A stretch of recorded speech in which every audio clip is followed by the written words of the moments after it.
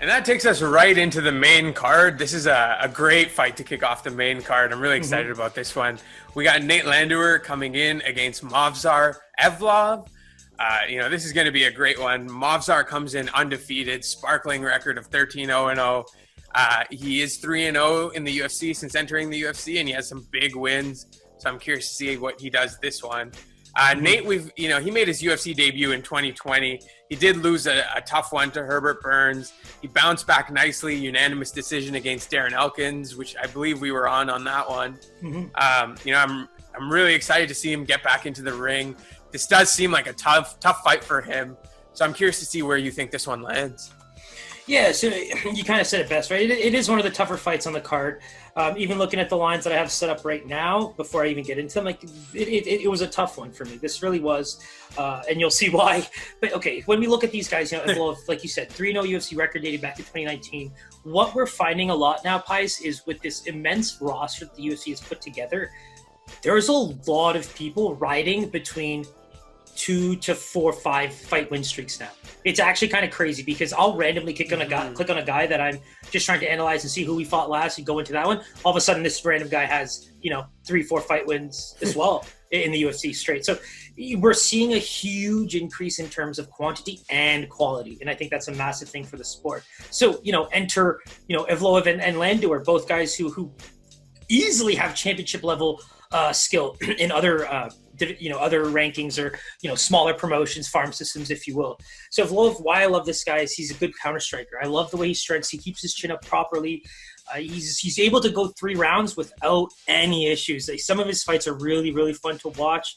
I think he's got good size and he's a beast. He's just got good all around skill, and I just think it's a scary fight, right? Because he's going to be countering all the time. And you're a guy like Landwehr and you're kind of pushing a lot. You're going a lot on heart, and that's where I think right now we have a guy who can throw down in Landwehr, and then you got a guy who's very technically sound like Evloev. So when I look at Landwehr's fight against Darren Elkins, that's a fan favorite type of fight. You know what I mean? He really did have to nail that one home, and he did. Those last 2 rounds were just blood everywhere. Mans were throwing like crazy. Potential fight of the night type of thing, and that's where I felt like I saw a fighter that has the ability to at least push a lot of different fighters to a new level. Who that is, skill-wise and all that, is a different issue. And I think this is a great fight for him to gauge that himself. Because Evloev is not going to hold back. And I think this is going to be his toughest fight by far. Because what he tends to do is what Evloev is kind of looking for. So you want to keep pushing forward on me and trying to get takedowns or trying to throw strikes? Well, I'm going to try to dodge you and then throw right back at you. So the one thing Landwehr is if he's not able to get ahead a little bit, he's going to have trouble kind of catching him, right? Because he's going to keep trying to go forward. Evloev's going to keep catching him with counters. And that's where I see this fight kind of not going his way if it were to play out that way. So now let's go into Landwehr's, big loss against Herbert Burns. That fight was really interesting because he got caught in a submission very early, and it lasted a while.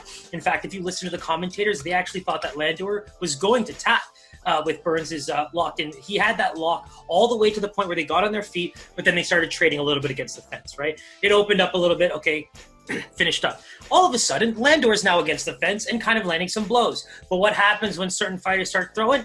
They kind of forget, hey, listen, while I'm throwing punches, I should make sure that I don't take any as well. Well, here comes a flying knee off the cage, just right into his chin. Dude was out cold, asleep with that one shot. Herbert Burns was able to tell the whole world that everybody was sleeping on his striking, and he's phenomenal, and everybody else doesn't know what they're talking about because of this one knockout, right? So that's what kind of really tells, what you don't want Landwehr to do here is put himself in those kinds of negative situations, especially against a fighter who I believe is better than Herbert Burns. Evloev has the striking, you know what I mean? That's the difference, I think. I think he's been able to kind of get himself out of certain situations in the UFC, and that's where you're seeing a 3-0 record going into a fight like Nate Landwehr that could get him potentially a right fighter in the next bout. Yeah, absolutely. And I'm really excited to jump into these odds because, there's, 2 picks on the board that I saw that really stood out to me. So I look forward to pitching those to you and seeing where you land on those. But in terms of odds, where do you see this fight landing? Yeah, and so, maybe this is a lot closer to me from what I've seen from both guys, but I really do have Evloev as a favorite, but not by much. I have him at a minus 110, minus 120. I just don't see him being a minus 200, minus 300 type favorite in this. And if he is, I got to say, there's some serious value on Landwehr. Okay, so, this is going to drop your jaw a little bit. And, foreshadowing what I was going to pitch to you, I think we might, differ on this one a little bit. But Evloev comes in at a near minus 600 favorite. Wow. He is the biggest favorite on this card. Do you want to know something funny, Pies? I am 3-0 on betting on Evloev because I've bet on him in every single UFC fight he's been in. Wow. So it's kind of funny that you're telling me now he's this minus 600 favorite against the guy who I think might have a chance against him, Yeah, so I mean, diving a little bit into it, what, kind of really stood out to me is that Nate, apart from the Herbert Burns fight, is not somebody who does get finished.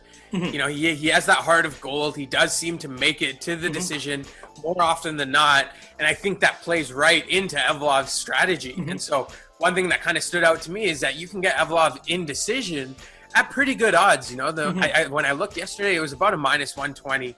I did like those odds. Where do you see this landing? So my whole issue with taking finishes is I want juice on it, right? And there is juice on that because a minus 600 favorite coming into a fight, what I don't like about getting minus odds pies on a fight call is that, unless it's someone I have a whole amount of faith in, if you gave me that kind of, odd on a flyweight title fight between two guys I know that are just going to try and, distance strike and go that whole 5 rounds the whole time like that. It's a different situation. I can see that line and be like, okay, well, I've watched this a million times. I can see this play out.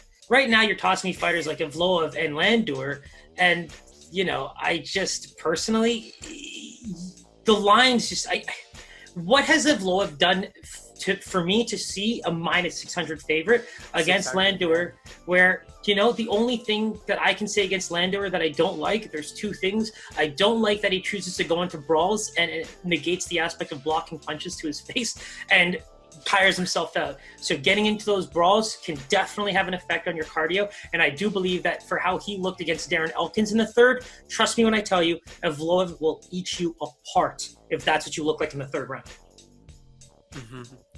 Absolutely. So stay tuned for that one. It seems like, we have a few different opportunities on this one. So we're going to check the weigh-ins, see where we land. But, I do think there's a strong play on Evloev to get the decision here. And there's also great value just straight on the dog in Nate here, as he's probably around a plus 450, plus 500. Because it's really tough to finish him. And that, in my opinion, was a lucky knee that Herbert Burns landed. I'm not going to call anything lucky, but it was just if he had his wits about him there and wasn't feeling so desperate to get that finish, I think he would have been able to block that.